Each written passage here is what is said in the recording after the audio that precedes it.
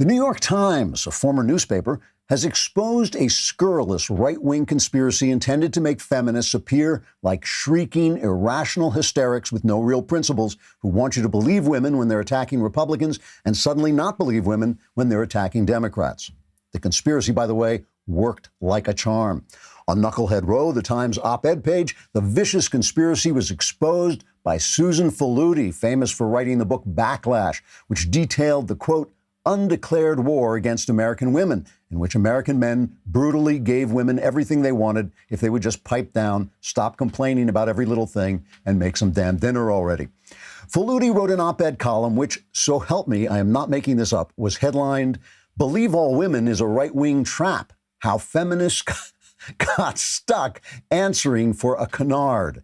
Faludi says that when Brett Kavanaugh was accused of sexual misbehavior without any proof whatsoever, and feminists stormed the Supreme Court shrieking like irrational banshees, and then wrote article after shrieking irrational article saying they believed Kavanaugh's accuser for no logical reason, and when feminists cornered senators in elevators and shrieked irrationally that not believing Kavanaugh's accuser was like telling all women they were liars, it was conservatives who made the feminists look like shrieking irrational hysterics by rephrasing their slogan, "Believe women," to "Believe all women." Faludi wrote, quote, "Now, because of this evil right-wing conspiracy to make us say out loud what we were only implying by our every action, women are stuck believing Tara Reade's accusations about Joe Biden when everyone knows women lie about stuff all the time, or there wouldn't even be a feminist movement in America where we're all spoiled like little princesses," unquote. Then Faludi started crying because men can't stand that and will probably agree to anything to get her to stop. The Times will soon expose other right-wing conspiracies like the one where conservatives tricked them into becoming the New York Times. Trigger warning, I'm Andrew Klavan, and this is The Andrew Klavan Show. I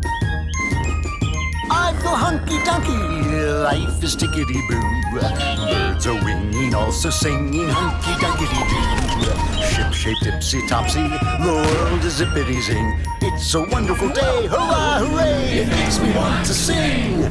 Oh, hurrah, hooray! Oh, hooray, hurrah!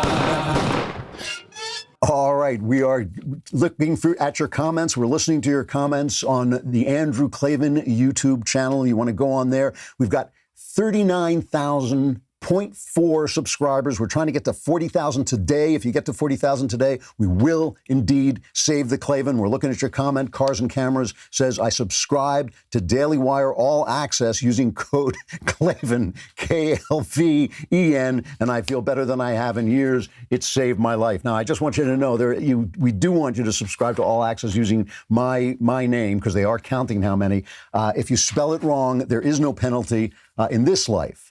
Unfortunately, the penalty goes on in the next life for eternity.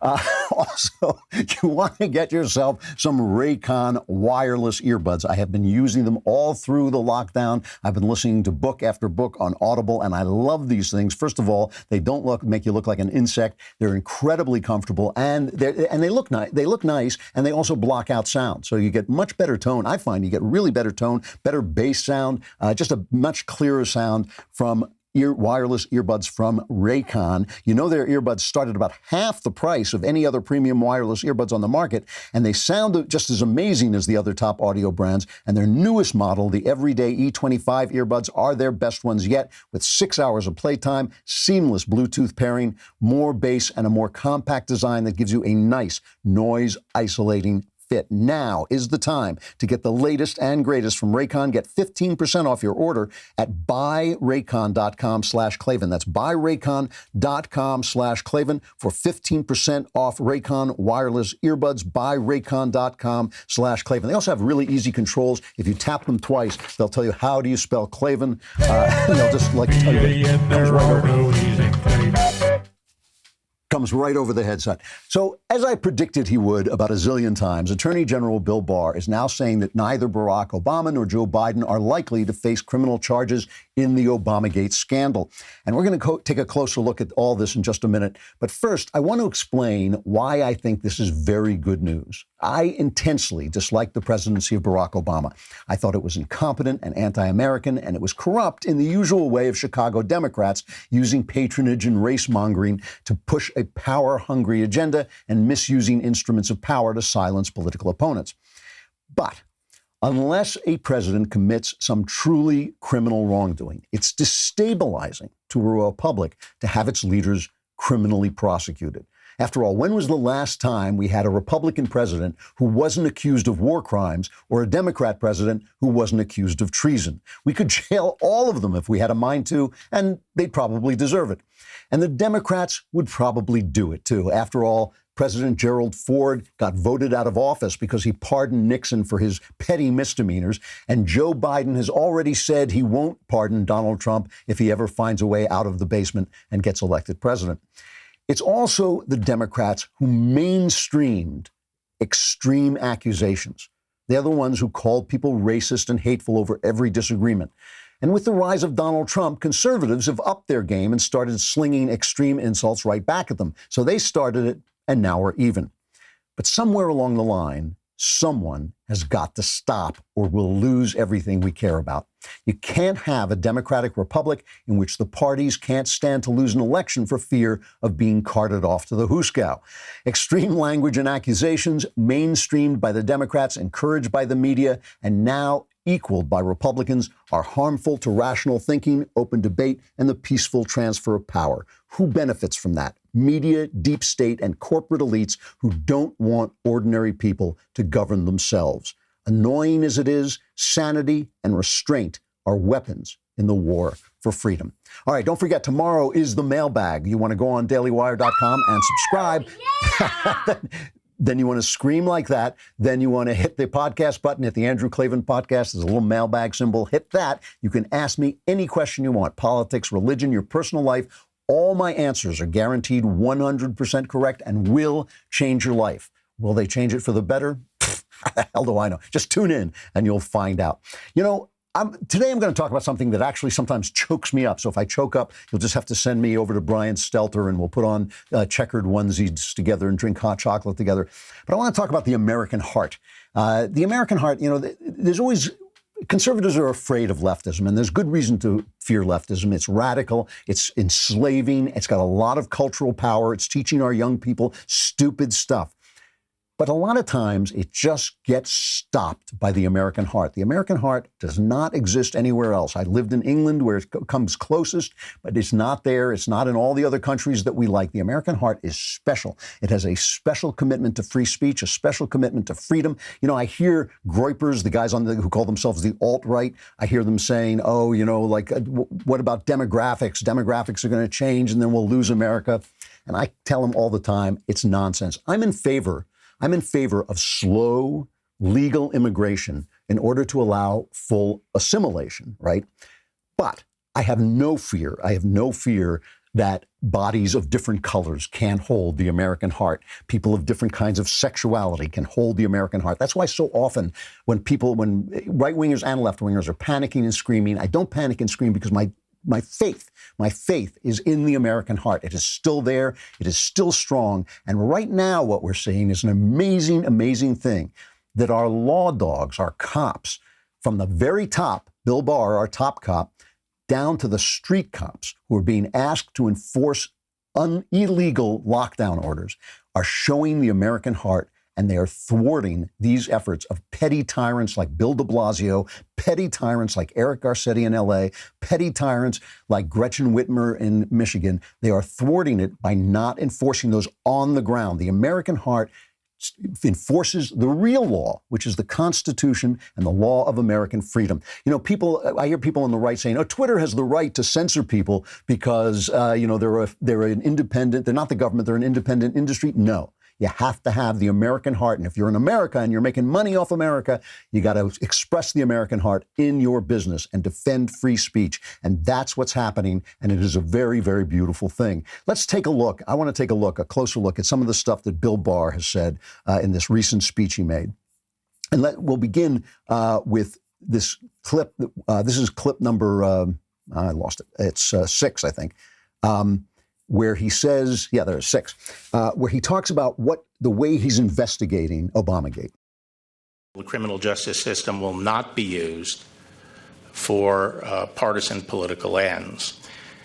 And this is especially true for the upcoming elections in November. We live in a very divided country right now, and I think that it is critical that we have an election where the American people are allowed to make a decision, a choice between President Trump and Vice President Biden based on a robust debate of policy issues. And we cannot allow this process to be hijacked by efforts to drum up criminal investigations of either candidate. And I'm committed that this election will be conducted without this kind of interference. Any effort to pursue an investigation of either candidate has to be approved by me. Okay, so what you just saw was a double slap, a slap to the left and a slap to the right, the American heart being expressed by a law dog, our top law dog, which is really important as it hasn't been expressed for 8 years of the Obama administration. He is telling the left that what they did to Trump was wrong, and we'll get back to that in a minute, but he's telling the left that what they did, the investigations of Trump, the criminalizing of Trump, I mean, today they're making a scandal out of the fact that Trump is taking that malaria medicine. It's like, we're not going to talk about it on the show because I only have one life and I'm not going to waste it on garbage. They make a scandal out of everything. Adam Schiff tries to investigate everything, constantly calling for impeachment over that Ukraine thing, which I told you was a nonsense from the very minute it started. But he's also telling Donald Trump that he will not be used by the Trump administration to further its political ends. And who do we think of when we see that? We think of James Comey. And he is telling you that the James Comey era is over because enough of that airy-fairy, I'm the sacred mind who is going to control all things that we got from James Comey. I'm the sacred conscience. And we're just back to the American heart, freedom, and the rule of law. And this is happening on the street, too. I want you to compare this to Bill de Blasio, who was talking about the fact that New Yorkers, people in New York, were going out to the beach. They're going out to the beach and they're going swimming. And this is what he said to them. Fencing will be there, but it won't be implemented at first. We're hoping everyone just listens to the rules, follows the rules. No swimming, no sports, no gatherings, no parties, just common sense, observe social distancing. If you walk on the beach, remember, don't go in the water. You're not supposed to go in the water. It's a dangerous situation to ever go in the water when there's not lifeguards present. So there'll be a constant reminder of that. If anyone tries to get in the water, they'll be taken right out of the water. By whom? There are no lifeguards. What a thug. What a thug. What a lazy. Luckily, de Blasio is so lazy that he doesn't enforce half the things he says. So in New Jersey, they've got this incredible lockdown stuff. This is in New Jersey, by the way, where the governor did what Andrew Cuomo did and sent old people who were sick back into the nursing homes. So there was a massive death toll in the nursing homes. Cuomo did it. The governor of New Jersey did it. The governor of Florida didn't do it. And the numbers show that he saved the lives of a lot of those old people because there are lots and lots of old folks in the nursing homes in Florida. And only, I think, 750 of them died compared to thousands in New York and New Jersey. So in Camden, a gym, the Atlas Health Spa, opened up to violate the lockdown, and protesters showed up and the cops were called. And here's the confrontation. And this is what chokes me up because this is the American heart in action. The cops show up to address the protesters. And what I love is the American protesters telling other protesters to be quiet and let the police officer speak, and then what the officer says. You have to formally advise you that you're in violation of an executive order. What does that mean? Just let him speak. Speak your piece and don't worry about it. We are and we're only here for everybody's safety today.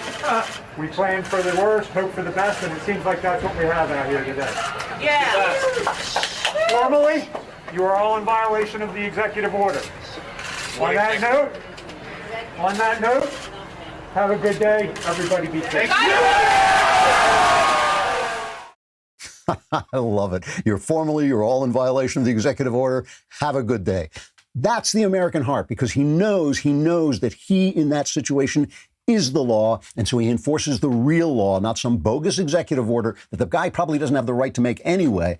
In He instead enforces the real American law, which is freedom, and he walks away and he does his job. It's an amazing thing. And here is the police chief in San Jose, Eddie Garcia, who basically explains why he can enforce these stupid lockdown orders.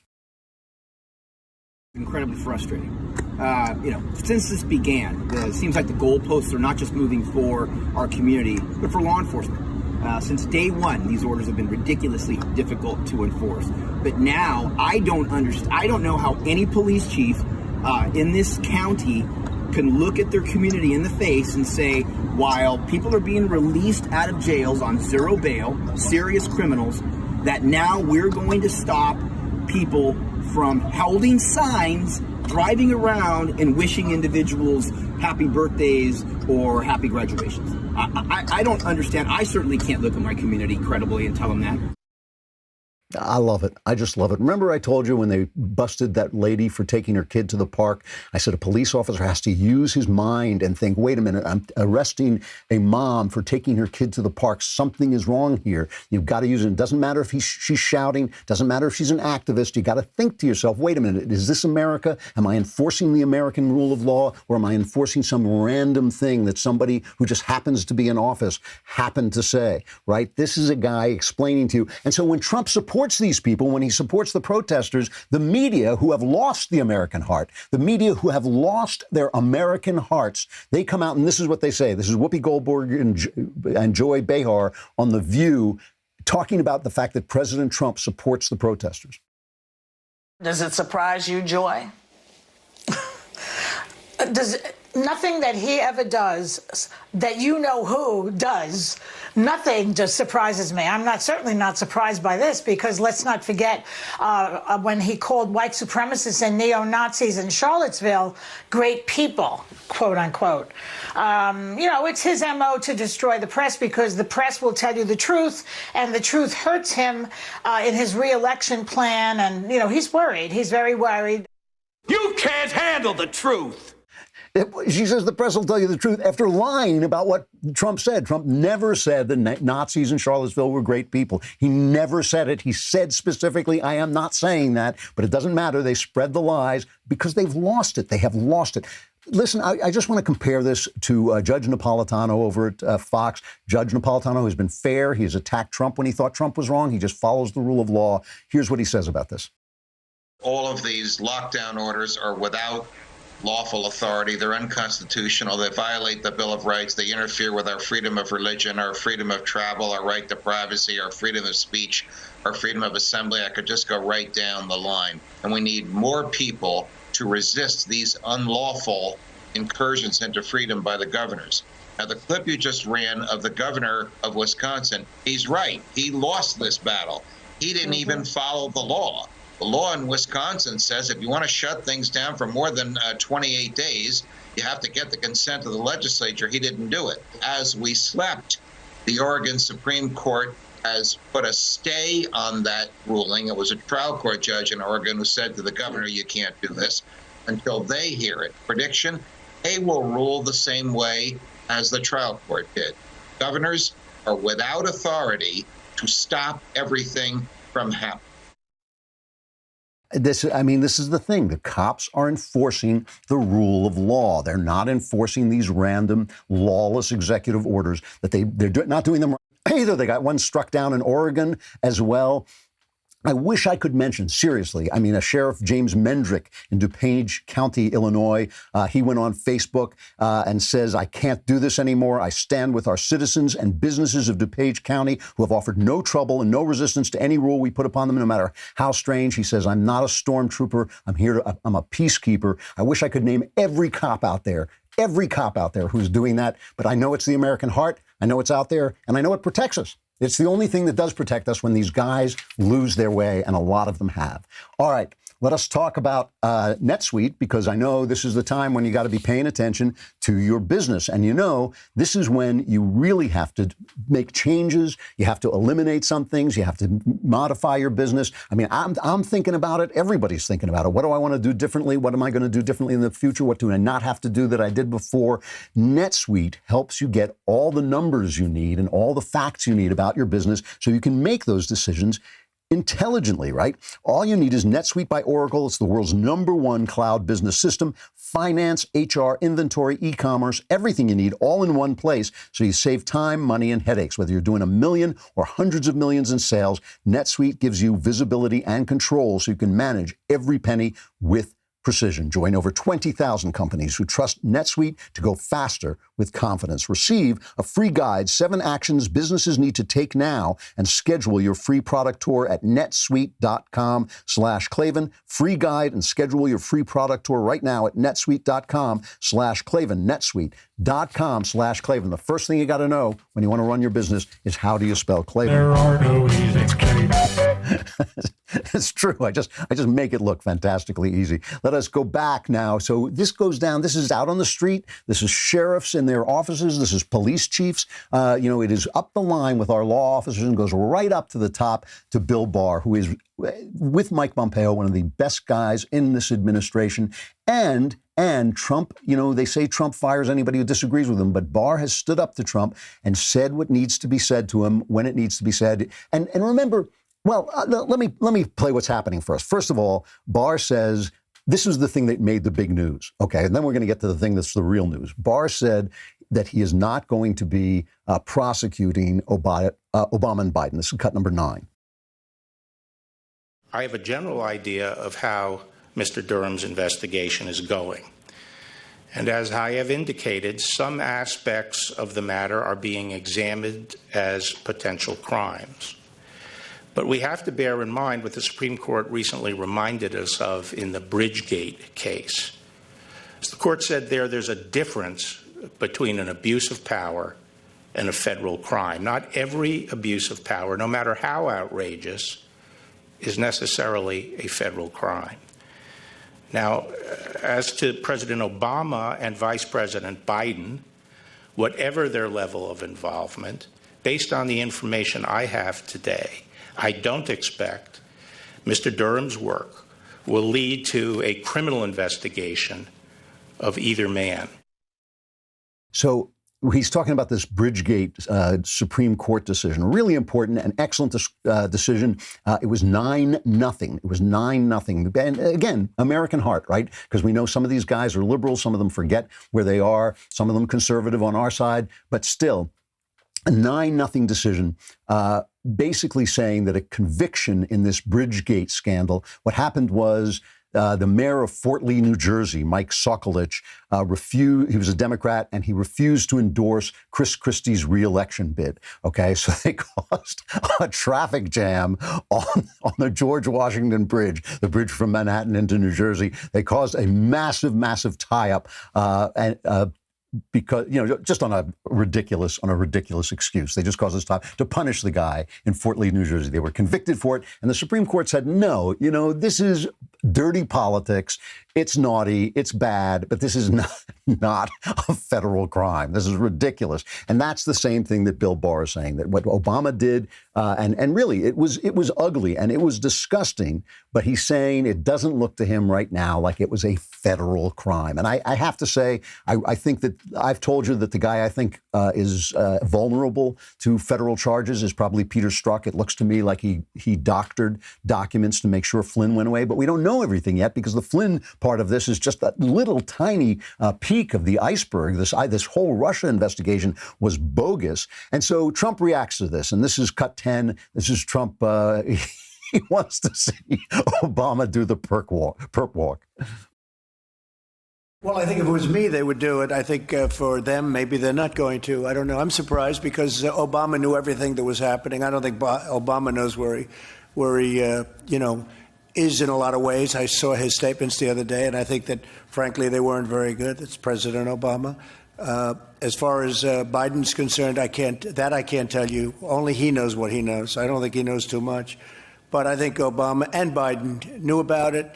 They were participants, but so I'm a little surprised by that statement. I don't think he said it quite the way you said it. I think he said, as of this moment, I guess. But if it was me, I guarantee they'd be going after me. In his case, they're not. So I think it's just a continuation of a double standard. I'm surprised by it. So Trump is right. It is a double standard, but it's the right standard. In other words, what Barr is doing is right, and what the left did was wrong. And we want our guys to do the right thing, even though we sometimes have to eat the double standard. And by the way, I saw right wingers, and some of them guys I really respect, attacking Trump yesterday for calling this Obamagate, and then saying, well, the reason that made news out of the fact that they weren't going to prosecute Obama because Trump had amped it up to the idea of being Obamagate. Nonsense. That is brilliant politics. That's what Scott Adams, the cartoonist, talks about when he talks about persuasion. Obama will now be Obamagate forever. He's President Obamagate. It was a brilliant, brilliant label, and it doesn't matter if people are rushing to defend Obama and all this stuff. This is Obamagate. It should be called Obamagate because Trump is right. They obviously knew. Obama obviously knew what his minions were doing, but that still makes it dirty politics. We cannot criminalize politics. Politics is a dirty business. It's a bare knuckle game. I know we go out and we chant, lock them up, lock them up. In fact, you do not want your presidents locked up. You don't want high-level officials locked up unless it's truly a criminal action. I mean, if it's truly a criminal action, if they send out somebody to assassinate, their opposition or whatever, if it's truly a criminal action, of course, you have to prosecute it. The rule of law applies to everybody. But political nonsense and political dirty politics is not necessarily a federal crime. And that's the thing.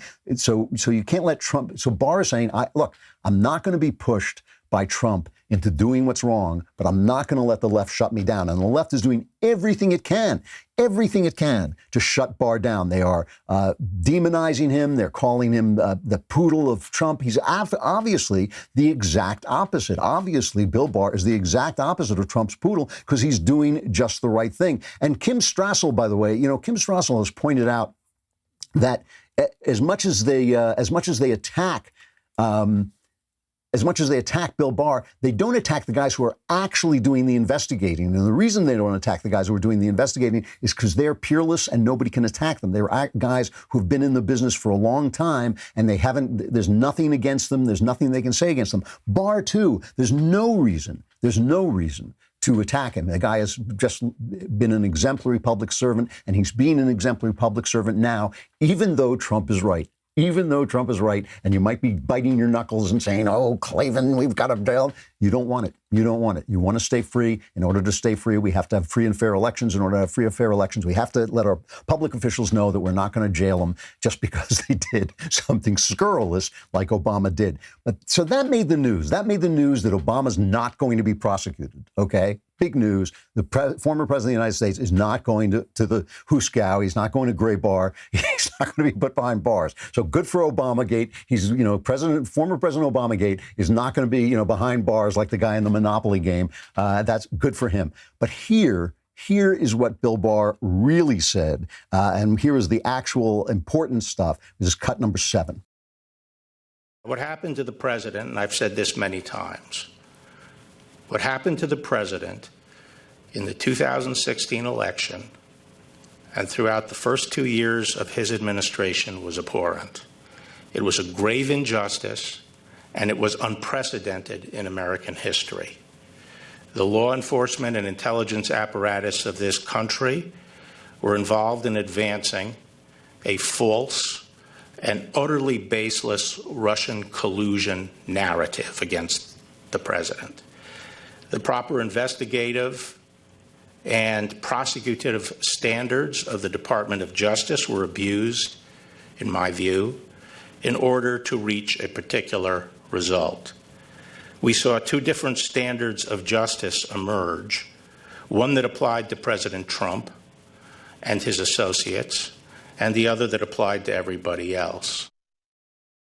Now, strangely, the press went absolutely deaf to those statements. Just didn't hear him.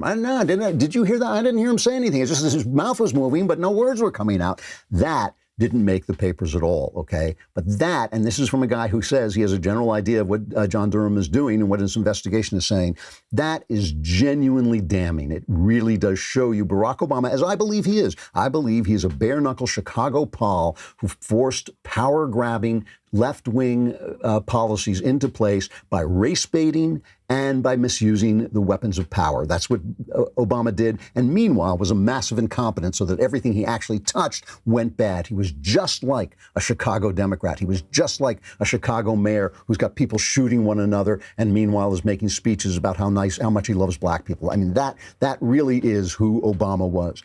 But this is how the American heart works, okay?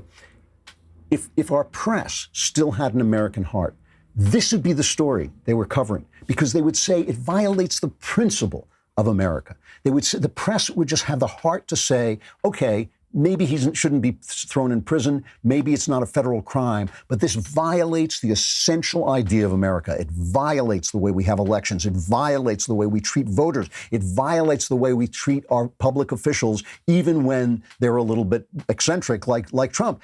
It's a violation, and so I'm going to go after it and expose it. And instead, they've turned a blind eye. They've done a cover-up. The press has become Watergate. The press has become Richard Nixon. They have become what they beheld.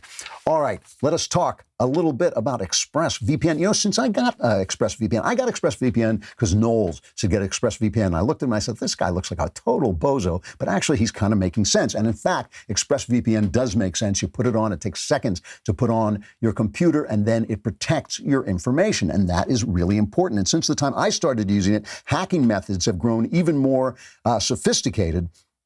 ExpressVPN gives you the best online protection possible. I've been talking about this on my show for so long now that you already understand why encrypting your network data is so important, but some of you still haven't gotten one. Get one. You might be thinking that security threats don't affect you personally, but not using ExpressVPN is like leaving your front door unlocked every time you go out.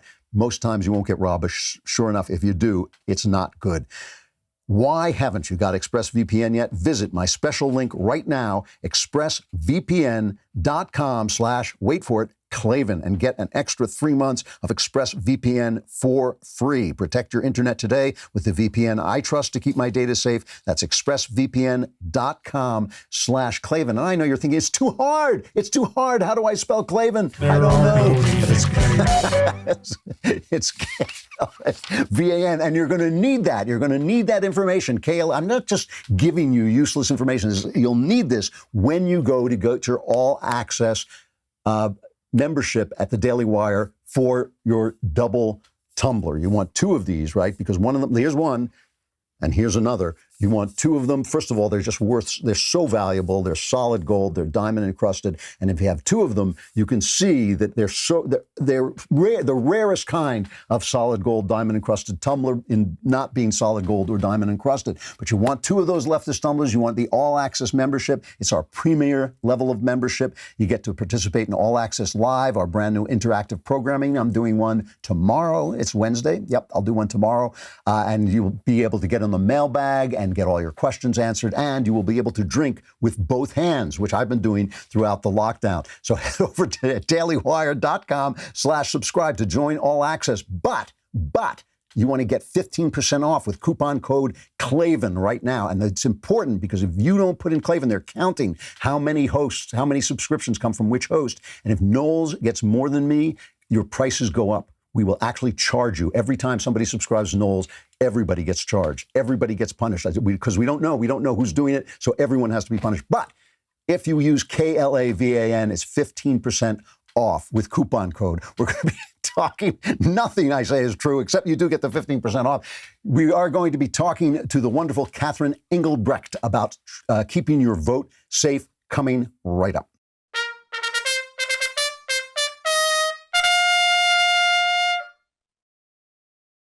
All right, Catherine Engelbrecht is founder and the president of True the Vote. Their mission is to restore America's confidence in our electoral process by making sure our elections are protected from fraud and exploitation right now. That is an extremely, extremely important mission. Catherine, it's good to see you. How are you? I'm great. Thanks so much for having me. Yeah, it's good to see. You know, we met once at a party at the Snow's house in Santa Barbara. You don't remember, but we shook hands briefly. Oh, my word. Boy, those were the days. Yeah, I know. A long time ago. So this is a subject on which conservatives are particularly paranoid. They are very paranoid that our votes are going to be stolen, our elections are going to be stolen. Is their paranoia warranted? Oh, yeah, absolutely. Look, I think this could be the end game. I mean, there has been a plan afoot for decades to inch our process forward to collapse. It's engineered chaos, and we are seeing it writ large this cycle, where under this sort of fog of COVID, pushing universal ballots, universal mail-in ballots, knowing full well that our system cannot turn on a dime like this. They are counting on chaos to rule so that they can litigate and set the traps for the federalization of elections. This is bad. So what does that mean, the federalization of elections? So if you look at Nancy Pelosi's recent legislation, even the very first bill that was put out this session, HB 1, lays out the need for federal government to be able to come into the states and take control of the process. In fact, when she was commenting on this third CARES stimulus, where they're going to try to get some, nearly $4 billion, she used the trigger word, critical infrastructure, that we've got to protect our critical infrastructure. And to me, what I heard in that was reminiscent of when Jay Johnson came out in 2017 as head of DHS and said, we have to put elections under critical infrastructure so that if we are, subject to foreign invasion or we have problems with our grid, we can come in and take over. I believe those words were used intentionally, and I think we're careening towards that path because they are going to inject so much chaos in the coming months. We're seeing every state that is now trying to push its way to mail-in. I mean, one after the next, there are problems. And 2020 November is going to be huge. This is going to be a nightmare. Why is mail-in more dangerous than just ordinary voting? I mean, can't the vote be tampered with anywhere? It's a great question. So yes, you can have bad actors anywhere, and our process is vulnerable.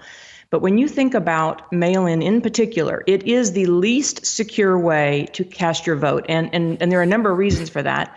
First is that the same groups that are suing states now to push mail-ins are those same groups that have been suing states to prevent them from cleaning their voter rolls or passing voter ID.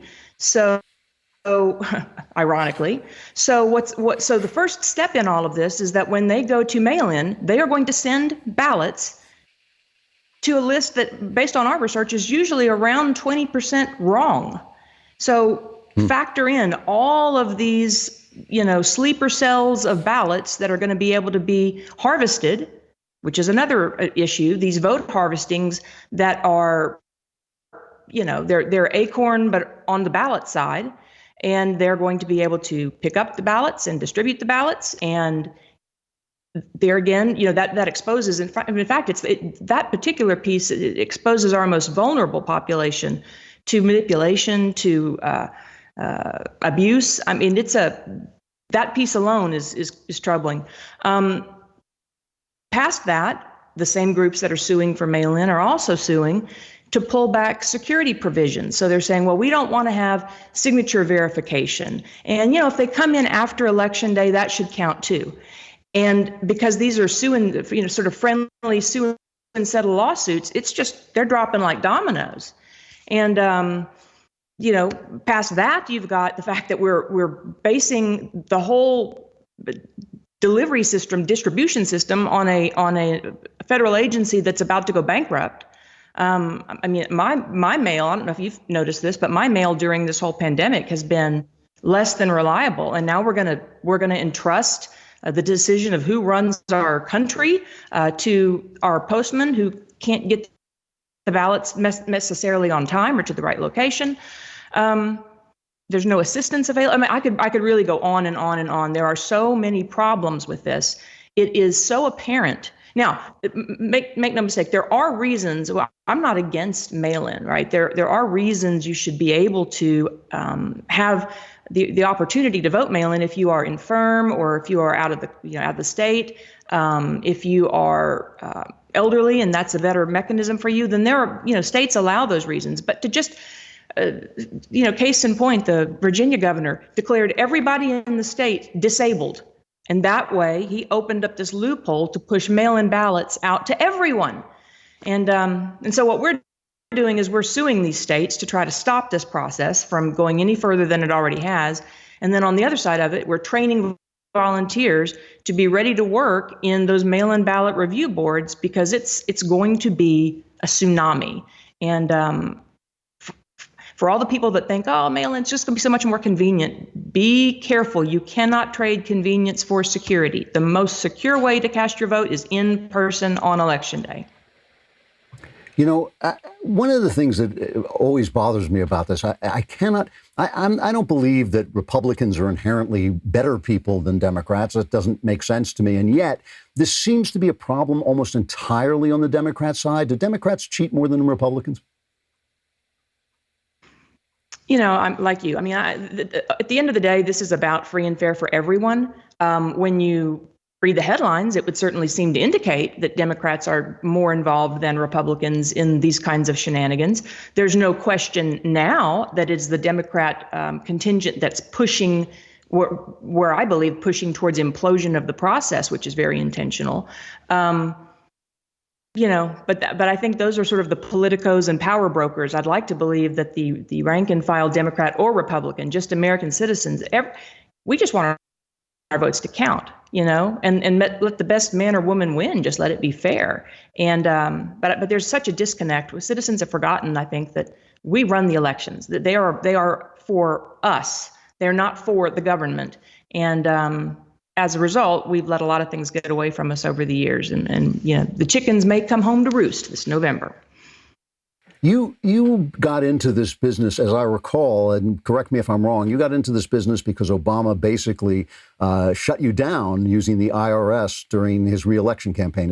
Do I remember that properly?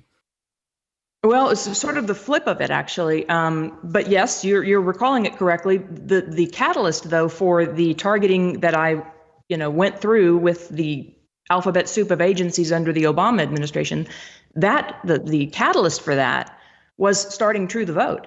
I filed for 501c3 nonprofit status with the IRS, and within 2 months, I'd been sued 3 times.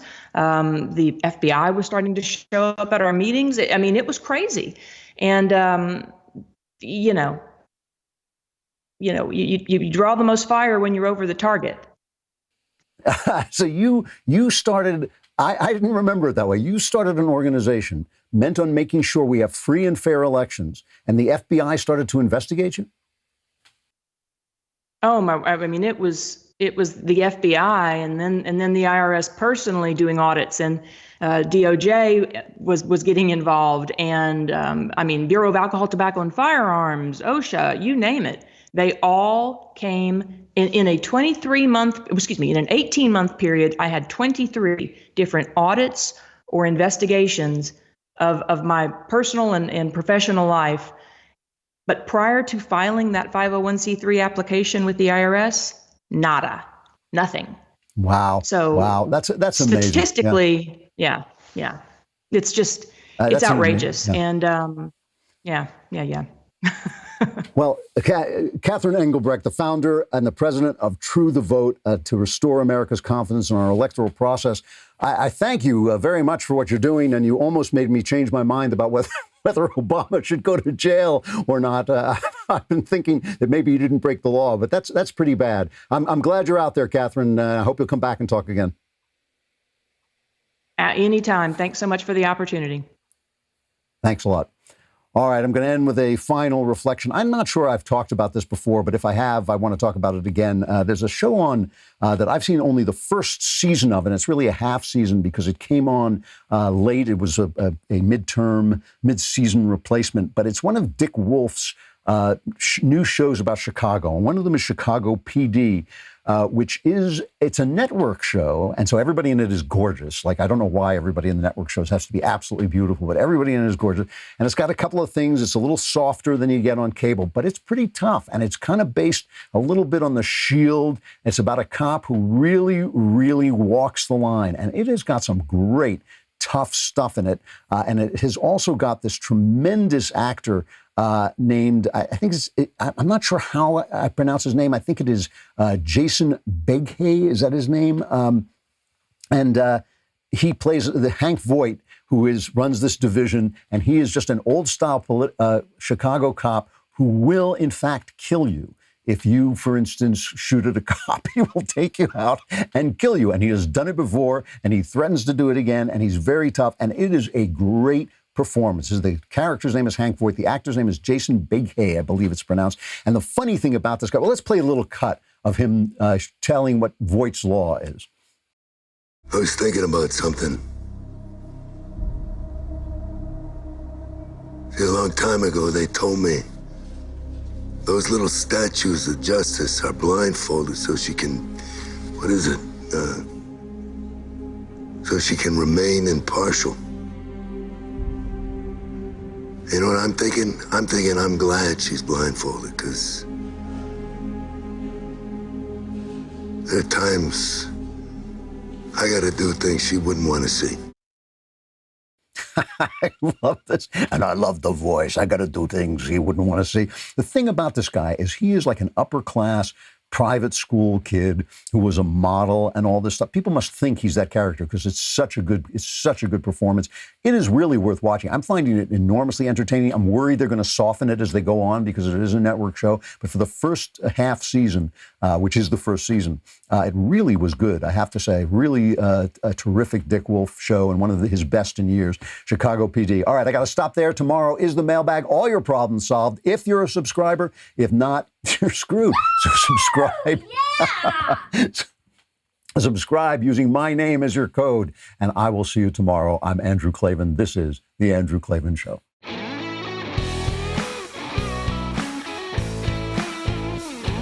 The Andrew Klavan Show is produced by Robert Sterling and directed by Mike Joyner. Executive producer, Jeremy Boring.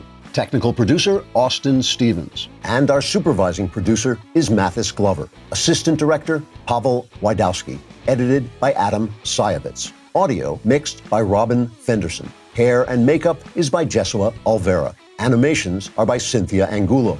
Production assistants, McKenna Waters and Ryan Love. The Andrew Klavan Show is a Daily Wire production. Copyright Daily Wire 2020. You know, the Matt Walsh Show, it's not just another show about politics. I think there are enough of those already out there. We talk about culture because culture drives politics and it drives everything else. So my main focuses are life, family, faith. Those are fundamental, and that's what this show is about. I hope you'll give it a listen.